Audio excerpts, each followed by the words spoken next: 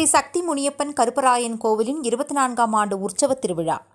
Kovai variety hall சாலை பகுதியில் அமைந்துள்ள ஸ்ரீ சக்தி முனியப்பன் கருப்பராயன் கோவிலின் 24ஆம் ஆண்டு உற்சவ திருவிழா வெகு விமர்சையாக நடைபெற்றது. இவ்விழாவானது வெள்ளிக்கிழமையன்று மகா கணபதி ஹோமம், சுவாமிகளுக்கு காப்பு கட்டுதல், அபிஷேகம், அலங்கார பூஜை, மகா தீப ஆராதனை, பிரசாதம் வழங்குதல் என பல்வேறு நிகழ்ச்சிகள் நடைபெற்றது. சனிக்கிழமையன்று அபிஷேகம், மகா தீப ஆராதனை மற்றும் ஸ்ரீ சக்தி விநாயகர் கோவிலிலிருந்து ஸ்ரீ சக்தி முனியப்பன் கருப்பராயன் சுவாமி சக்தி கரகம் அழைத்து வருதல் போன்ற நிகழ்ச்சி நடைபெற்றது. ஞாயிற்றுக்கிழமையன்று 2000க்கும் மேற்பட்டோருக்கு மாபெரும் அன்னதானம் நடைபெற்றது. திங்கட்கிழமையன்று மறுபூஜை, அபிஷேகம், மகா தீப ஆராதனை, பிரசாதம் வழங்குதல் என நிகழ்ச்சி இனிதே நிறைவடைந்தது. இந்நிகழ்ச்சியை திருக்கோவிலின் கோவில் நிர்வாகிகள், ஊர் பொதுமக்கள், பக்தர்கள் என அனைவரும் கலந்து கொண்டு சிறப்பாக செய்திருந்தனர். இந்த கோயில் அயனோடு வீதி, வெரைட்டி ஹால் ரோடு அயனோடு வீதியில் ஸ்ரீ சக்தி முனியப்பன் கருப்பராயன் கோயில்னு இருக்குது. இது ரொம்ப பழமை வாய்ந்த கோயில், ரொம்ப சக்தி வாய்ந்த கோயில். கிட்டத்தட்ட ஒரு 400 ஆண்டுகள் பழமை வாய்ந்த கோயில். எங்கள் தலைமுறைக்கு 25 ஆண்டு ஒவ்வொரு ஆண்டு சிறப்பாக நடத்திட்டு இருக்கிறோம்.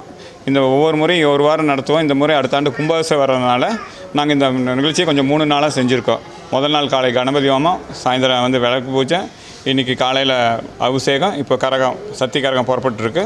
நாளைக்கு கடா வெட்டு, கிட்டத்தட்ட ஒரு 15 கடா வந்திருக்கு. எல்லாம் பொதுமக்களாக கொடுத்த கடை தான், நாங்கள் யார்கிட்டையும் வாங்குறதில்ல. பொதுமக்களாக கொடுத்த கடையில் நாங்கள் எல்லாம் சிறப்பாக செஞ்சு ஒரு 1000-1500 பேருக்கு அன்னதானம் சிறப்பாக பண்ணிகிட்ருக்குறோம்.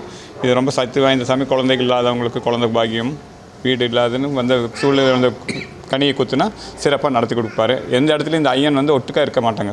முனியப்பன் கருப்பையன் எந்த இடத்துல இருக்க மாட்டாங்க. அது எங்கள் பகுதியில் முனியப்பன் கருப்பையன் ஒட்டுக்காக ஒரே வீட்டில் இருக்கிற மாதிரி இருக்கிறாங்க. காலையில் சாயந்தரம் அதுபோல் பௌர்ணமி பூஜை, அமாவாசை பூஜை, சங்கடா சதுர்த்தி பூஜையும் நடைபெறுது. இது சொல்கிறீங்கன்னா இந்த தொட்டில் இல்லாதவங்களுக்கு சிறப்பு.